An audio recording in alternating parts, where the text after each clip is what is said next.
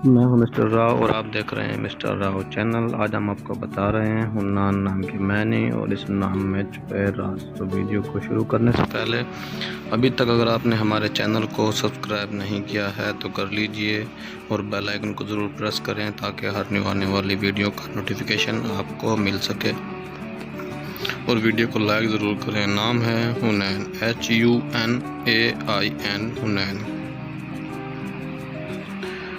हुनैन के मैनी है वादी मक्का के करीब एक जगह जहां आप सल्लल्लाहु अलैहि वसल्लम ने जंग की थी। अजीम आलिशान मज़हब है मुस्लिम।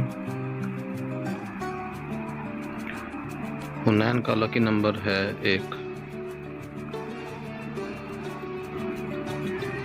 लकी दिन है हुनैन का इतवार, मंगल और जुमरात।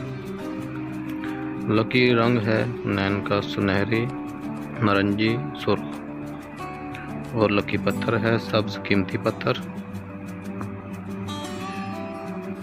और लकी धाते हैं हुनैन के लिए तांबा। वीडियो को लाइक ज़रूर करें और अभी तक आपने चैनल को सब्सक्राइब नहीं किया है तो कर लीजिए।